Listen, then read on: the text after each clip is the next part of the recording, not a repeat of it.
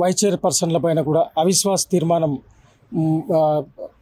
సమర్పించడానికి జిల్లా కలెక్టర్ గారి దగ్గరికి రావడం జరిగింది. వారికి 26 సంతకాలతో కూడినటువంటి వినతి పత్రం ఇవ్వడం జరిగింది.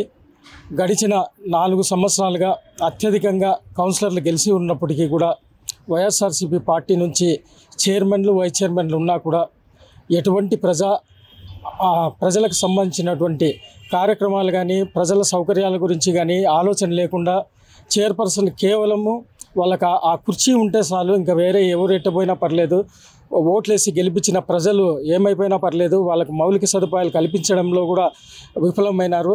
పూర్తిగా గడిచిన 1 సంవత్సరం ముందు ఒక మంచి ప్రభుత్వం వచ్చిన తర్వాత ఒక మంచి ఎమ్మెల్యే గారు మనకి అన్ని విధాలా సహకరించే ఒక పెద్ద ఆయన వచ్చిన తర్వాత కూడా వారితో కలిసి పనిచేయడానికి కూడా వీళ్ళకి చాలా ఇబ్బందికరమైన పరిస్థితి ఉంది.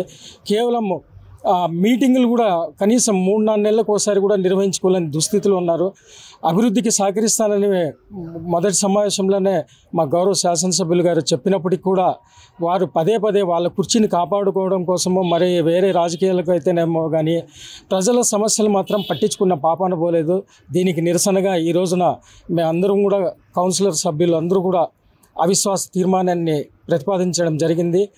అందులో భాగంగానే ఈరోజు కలెక్టర్ గారికి ఇవ్వడం జరిగింది.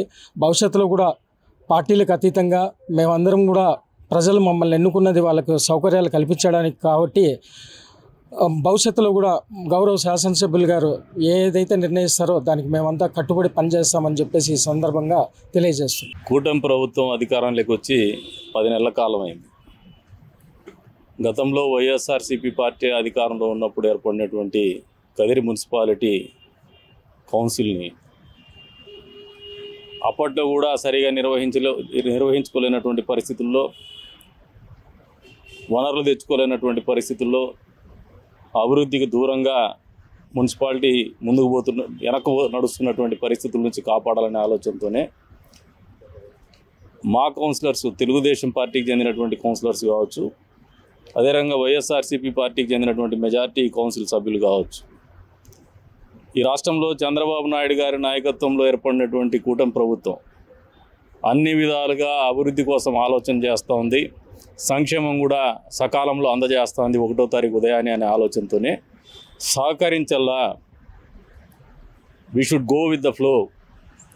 ఏదైతే ప్రభుత్వం ఒక మంచి ఆలోచనతో మంచి ప్రభుత్వం తీసుకుంటున్నటువంటి నిర్ణయాలకు అనుగుణంగా మనం కూడా పరిపాలనలో భాగస్వాములు కావాలా.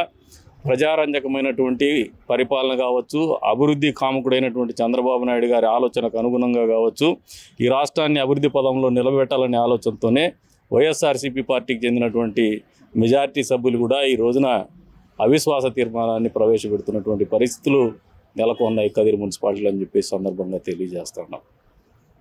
ఈ రోజున కలెక్టర్ గారిని కలిసేసి వారు 26 మంది కౌన్సిల్ సభ్యులు సంతక సేకరణ చేసి అవిశ్వాస తీర్మానం కోసం కలెక్టర్ గారిని అప్రోచ్ కావడం జరిగింది. తొందరలోనే అవిశ్వాస తీర్మానం సమావేశం కూడా ఏర్పాటు కాబోతుంది. తమాషా అయినటువంటి వ్యవహారం ఏమంటే మార్చి 31 కూడా అయిపోయింది, ఏప్రిల్ 2వ తారీఖు వచ్చింది. బడ్జెట్ సమావేశం పెట్టడానికి కూడా చైర్పర్సన్ అనుమతి లేనటువంటి పరిస్థితి.